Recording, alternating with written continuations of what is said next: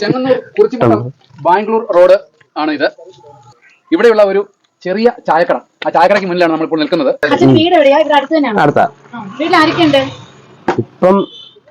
ഇപ്പൊ ഞാൻ മാത്രമേ ഉള്ളൂ. പിന്നെ മോനും മരുമോളും ഉണ്ട്. പിള്ള സുഖമില്ലാതെ അങ്ങ് തിരുവനന്തപുരത്താ. മോളെ എവിടെ 1 വർഷമായി പോയിട്ട്.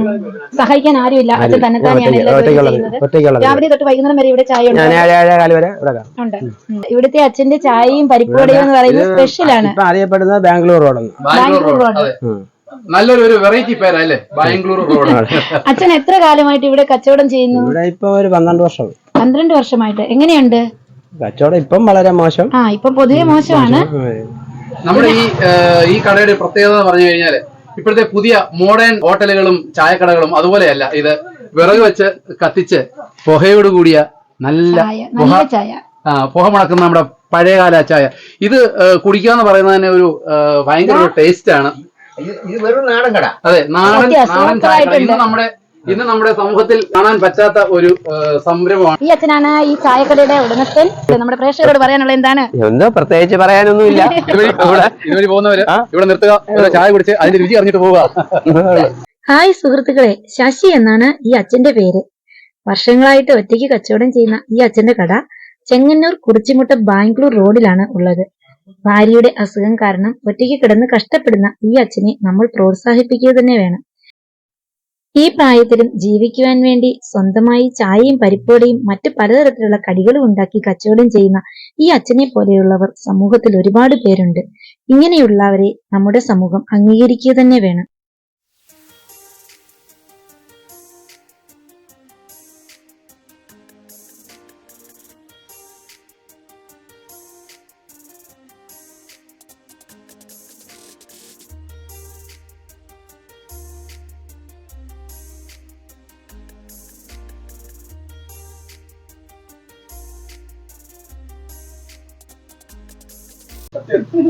ഞാന് സാധാരണ നമ്മള് ചായക്കടകളിലൊക്കെ പോകും. ഒറ്റപ്പെട്ട ചായക്കടകൾ കാണുവാന്ന് ഞാൻ നിർത്തി ചായ കുടിക്കാറുണ്ട്. പക്ഷെ ഇവിടുത്തെ ചായ കുടിക്കുമ്പോൾ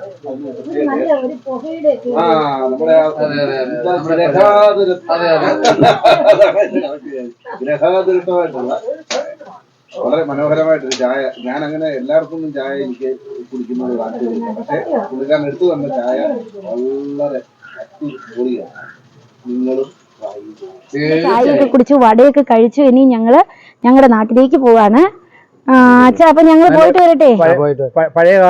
പഴയകാല പുതുമകളുള്ള ഈ ചായ തന്നതിന് വളരെ സന്തോഷമുണ്ട്. ഇനിയും കാണാം. എല്ലാവർക്കും വളരെ കാലം കൂടി ചായ കൊടുക്കാനുള്ള അവസരം ഉണ്ടാകട്ടെ.